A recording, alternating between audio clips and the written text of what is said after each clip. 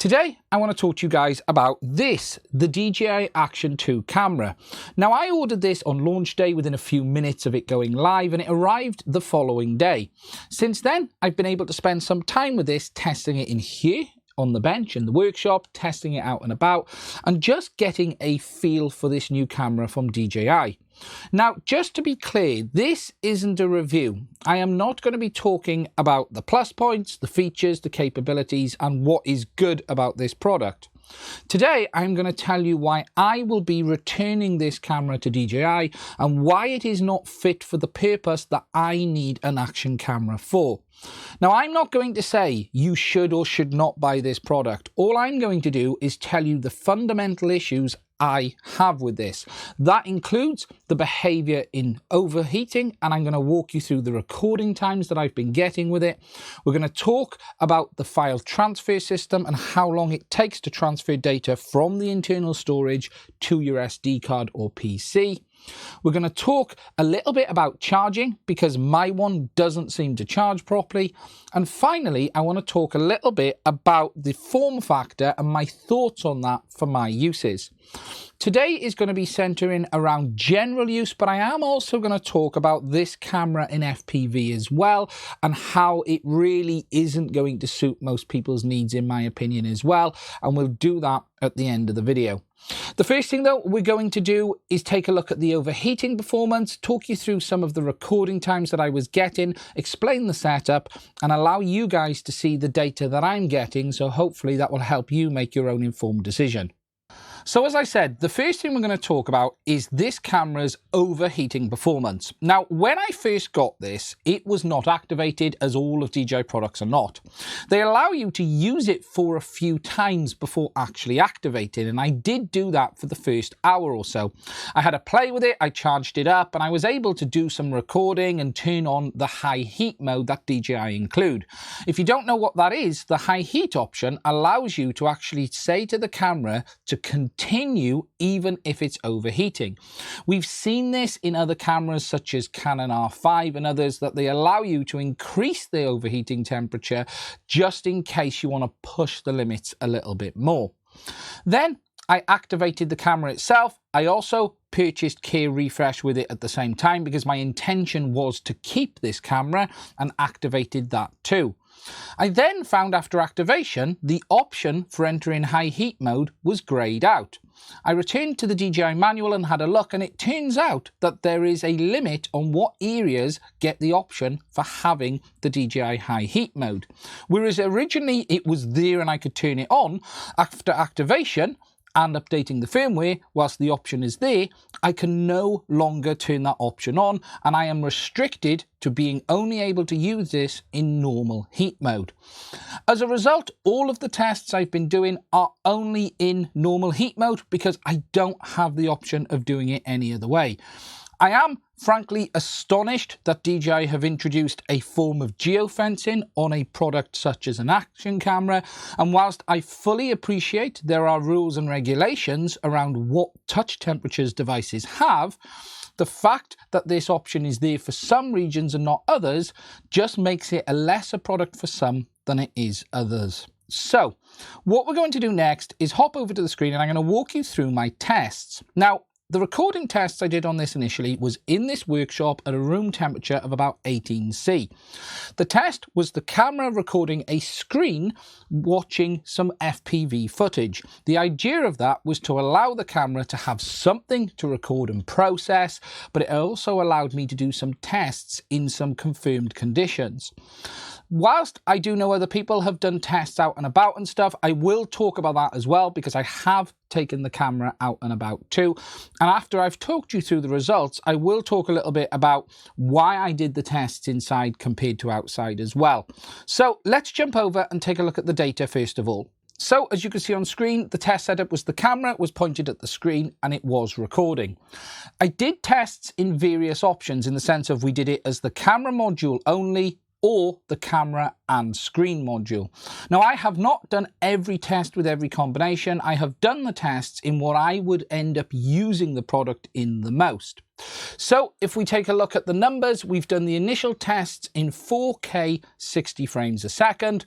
With the camera and screen module attached from cold, I got 5 minutes and 41 seconds of recording time before the camera overheated.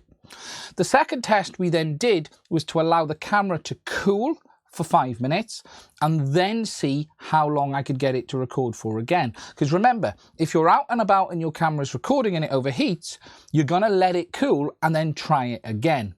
As you can see from the data, I got only an additional 2 minutes and 18 seconds on the second run. I did some tests with an infrared thermometer looking at the outside case of the product, and I was getting a temp of up to 48 degrees C on the outside of the camera.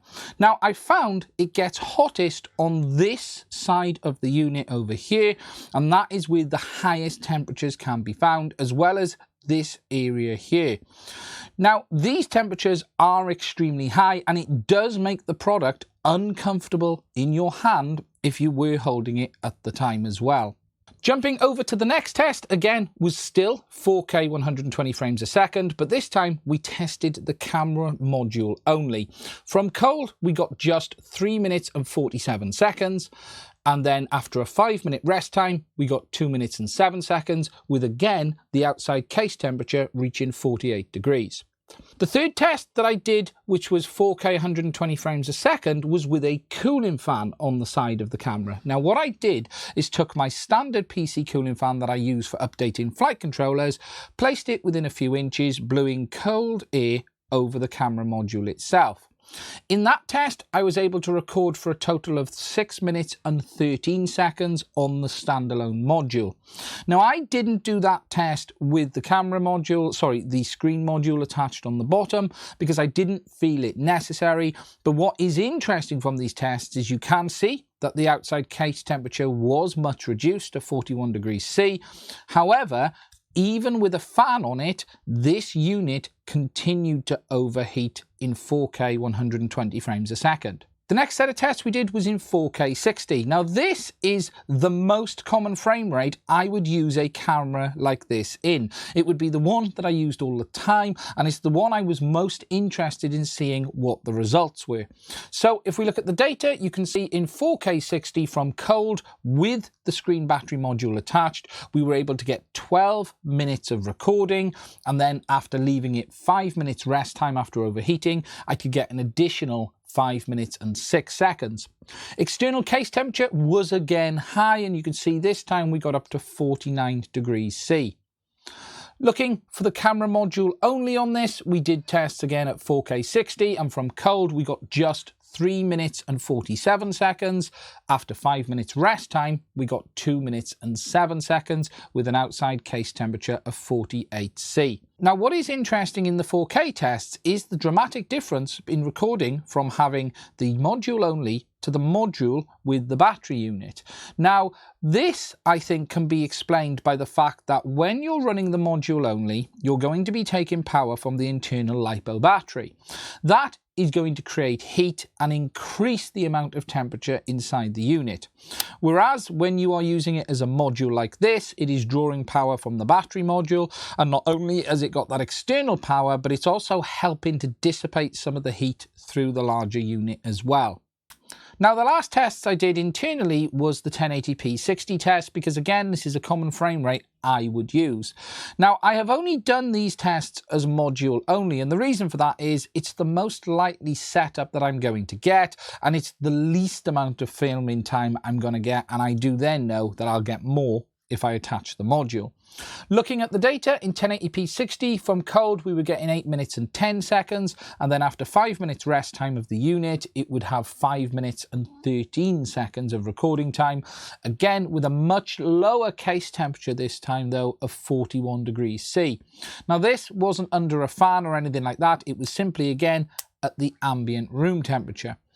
Now, you might be asking yourself, well, that's all very well and good, but who uses their action camera inside all of the time? This is designed to be used out and about. So I decided to go for a walk with it around the beach. I put it on the magnetic clip, took it out and about, and I managed to do some tests in not only 4K 60, but 1080p 60 as well. Now, in those tests with this module outside, it actually did not overheat. I was able to record for the full length of time that the battery allowed. That was down from fully charged down to 10%. That was both in 1080p 60 and 4K 60. And whilst the module was warm to touch, it was certainly not ridiculous, and it was absolutely fine. Now, there should be some things made clear on this. This was out and about in a cold Welsh day in winter with a very heavy breeze. I'll put some footage up so you guys can see, and it was just quite a rough day, but it is worth saying that this camera was able to hold its own in those conditions. So my current take from these temperature tests is as follows. There is no point when using this camera indoors that it will not overheat. Regardless if you have it on the main module or just the camera module itself, it will overheat even in standard 1080p. Now, there is a special 1080p mode on this camera which is designed to allow it to keep recording, and I haven't tested that because I have no interest in using that. I bought this camera with the intention of having 4K 60 and a portable platform that I can use for varying uses, from recording footage on the bench, taking it out and about, and even FPV. Now, there is also something else I want to mention on this, and that is the actual temperature that this module gets to. As you can see from the numbers, it is getting to 48 to 49 degrees C, which is extremely uncomfortable to hold. There are times where I picked it up when it was at those temperatures that it was just too hot to handle. And whilst it isn't burning you, it is not a temperature you are comfortable picking an item up that you would use every day. I also have some serious concerns around the battery longevity on the camera module as a result of these temperatures as well. The unit has a built-in 1S battery, and that will power it for sort of 20 minutes, half an hour. However, that battery is going to be heavily cycled and exposed to extreme temperatures, as we are seeing on the outside of the case. I can really see there being issues with the internal batteries on these cameras over time, and it is not replaceable. So if the battery does go bad, you're left having to return it to repair for DJI. The next thing I want to talk about is getting your footage off this camera. Now, the module itself has 32 gigs of onboard storage, although you only get access to about 22.5 gigs of that. The rest of it is reserved for DJI's use. Now, I've been doing some tests transferring footage from the internal storage to both a PC and via a SD card. The SD cards I've been using are SanDisk Extreme Pros, which are U3 cards that are very, very fast and will offer no bottleneck in the process. Now, to give you an idea of some of the times it's been taking to transfer data, via the USB-C port, things are all fine, and 4 gig transfers at about 55 megabytes a second, and that takes under 2 minutes. The big issue, though, is transferring data from the internal memory to the SD card. For instance, to transfer 10 gigs of data took over 14 minutes in my first test, and then transferring 20 gigs was well beyond 25 minutes. I in the end had to just leave it sitting on the side and wait for it to finish. There are, though, some other observations I want to make whilst it does that. Not only does it take a long time, the unit also gets very warm as well. So not only are you using battery, it actually makes it difficult to use the camera afterwards, because if you've left it transfer the data and then you're ready to go, the module is warm and you're going to get a reduced footage time from it.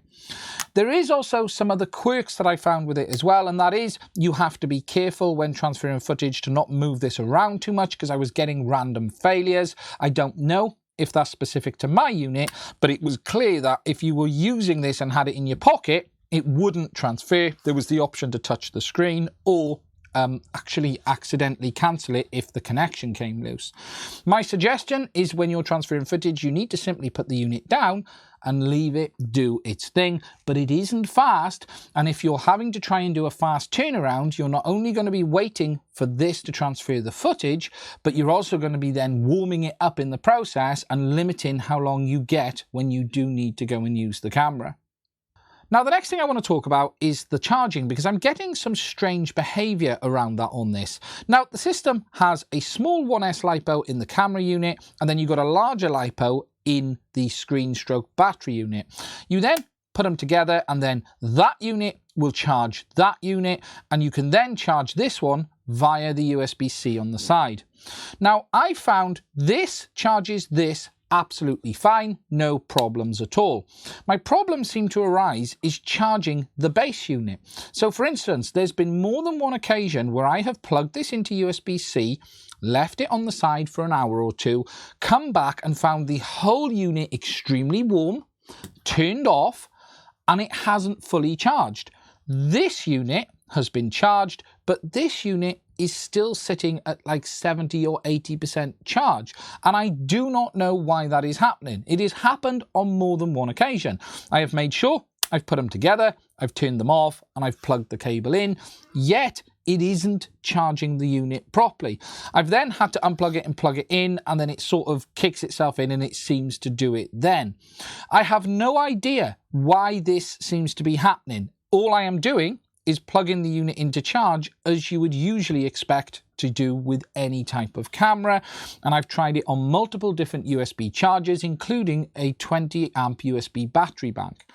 This is something I still want to play with a bit more, but it is something I wanted to mention because it certainly isn't behaving the way I would expect it to charge. My idea would simply be put that on that, plug that in, and let it do its thing. But that isn't quite what I'm finding happening. Now, as I've already said, this isn't a review. There are lots of things that this product does well, and I'm not covering them in today's video because this isn't a review. This is me telling you what I have problems with and the kind of things you need to be aware of. Now, just to give you some thoughts on using this every day and the form factor, and then what I intend to do. Now, when I first saw this, I was really excited about the form factor for this for two reasons. Number one, for FPV, because this is the perfect style of camera. People have been yearning for a camera like this since the GoPro session ended, and I really thought this could be very interesting. Don't get me wrong, I had concerns about the fact that it did have a built-in battery and no SD card, but I wanted to see the effect of that in real-world use before making any decisions. Using it as a general action camera, though, I have found it extremely difficult in the last couple of days. Whilst it is extremely well made from a fit and finish point of view, I do feel DJI have totally put form over function on this camera.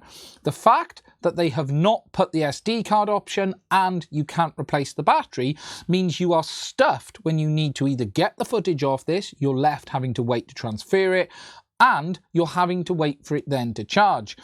If you were going to use this for FPV, for instance, you might be able to use it for 2 or 3 flights, and I don't think it would overheat in that scenario. I haven't tried it yet, but I do think it would probably stay cold enough. But you'd then be left waiting 15-20 minutes for it to transfer the data and charge itself again before you could use it. There would be the option of trying to come up with a mount for this bottom piece to allow us to power the camera, but that still doesn't solve the problem of the onboard storage at 22 gigs.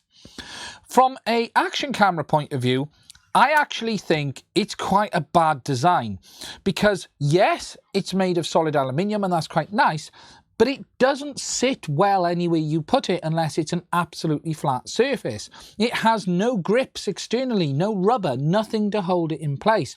And whilst DJI may say that this metal housing is rugged, it's also extremely easy to scratch and it just wants to slide off and drop to the ground. I don't understand why they didn't put little rubber bumpers on the corner, and yes, I know you can get a case for this, but that isn't really what you expect when you buy a product. The other thing with it as well is this whole form factor is a bit strange because it's designed to be used in portrait, and if you put it on landscape, it doesn't behave the same.